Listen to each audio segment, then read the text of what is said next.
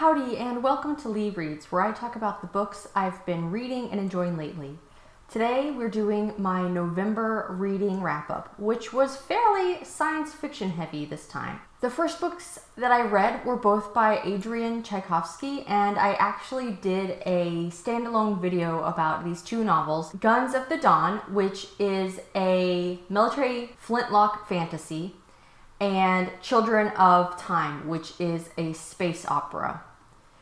Guns of the Dawn follows this aristocratic woman as she is forced to enlist in her country's war, goes off to war, and becomes a soldier, not just knowing the daily rote and the daily routine of becoming a soldier, but actually that becomes her identity and she becomes good at it. It's about her struggle during a war on a front that is very deadly and how that changes her. For a lot more detail, go check out my other video, which I will link here, but it might be one of my new favorite novels of the year.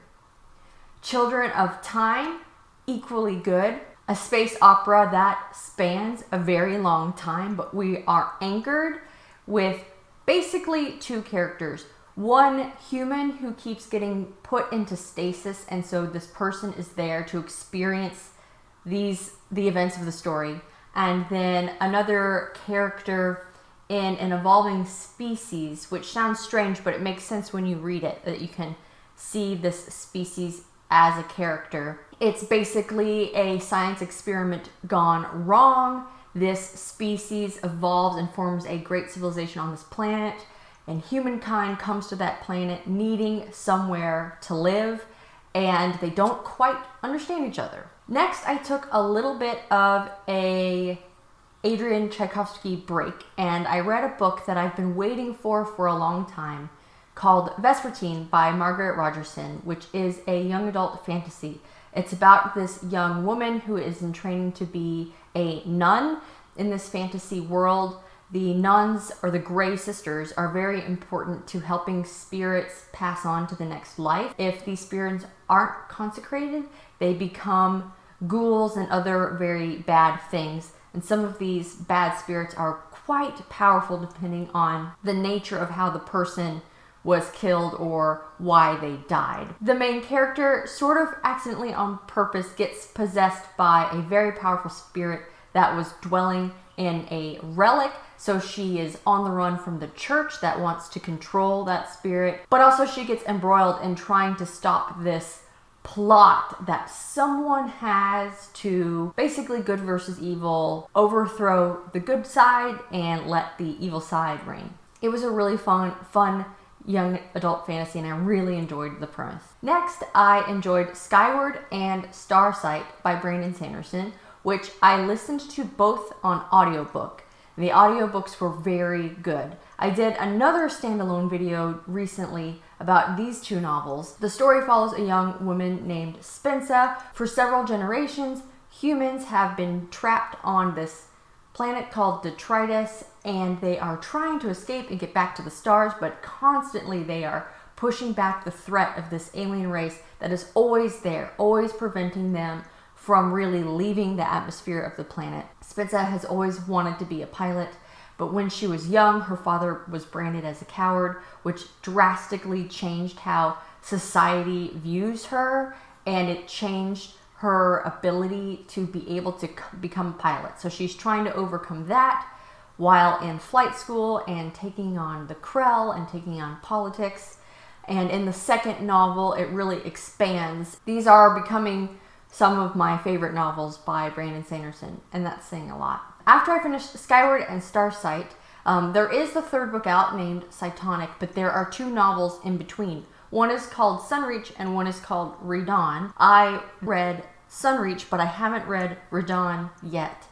Once I do that, I'll be able to read Cytonic. So the next book I read was this novella, which does not take place from Spensa's perspective. It's one of the pilots in her flight. They are working on investigating a very important strategic and logistical problem while Spensa is elsewhere. And so it was really great to get this insight into how certain technology works but I can also see how it's helping to set up what's probably going to happen in Cytonic. Continuing my science fiction reading, I then read Old Man's War by John Scalzi. This was another fun one, another one that I read really quickly. In the setup of this novel, humanity has started to colonize other planets in the colonial union. They are defended by the colonial defense forces. There are some people on Earth who are able to go up into the stars and become colonists anytime they want. But other people have to wait until they are 75 years old in order to list in the colonial defense forces. And that is what our main character has done. He has just turned 75. He buried his wife about 8 years ago, and now it's his turn. He can go join the colonial defense forces. And the big mystery surrounding this is there's all these rumors about how they take a 75-year-old person and fix up, improve, whatever, make their body fighting fit. They have to be a soldier. They are fighting aliens. So there's a little bit of a mystery surrounding what happens to these people once they join the colonial defense forces. Once you join, you never get to come back to Earth. Once you serve out your term, you go live on a colony elsewhere, but you don't get to come home. I really enjoyed this one. The first part of the novel is dealing with John as he's transitioning into the colonial defense forces, getting the improvements to his body, and then he is deployed, and we follow him through his very unusual campaigning. It's the first book of a series, and I plan on continuing it. We're going to end this wrap up with some adult fantasy romance that I just finished. This novel is called From Blood and Ash, and it was really good. There are some good twists to this story. Our main character is a person in a position of importance to the society of her people, but she does not have a lot of power, and she is struggling against the ideas of why is her life the way that it is? What purposes does this serve in the kind of religious structure of their society? And pushing back against that a little bit. Meanwhile, there is a rebellion brewing. There are people that don't like the ruling class of folks in her nation. They feel as though the current king and queen are false, and they want to support this other prince who has been labeled as the Dark One. You know, he's supposed to be this bad guy. There are some deadly plots from this prince that have been infiltrating the places where our main character is supposed to be safe. So she is dealing with her internal struggle with her political and personal situation. Meanwhile, there's this ever-increasing danger to her life. And it's a fantasy romance, and so you have the trope of someone becomes one of her guards that it's not who they say they are. And that's where some great intrigue happens.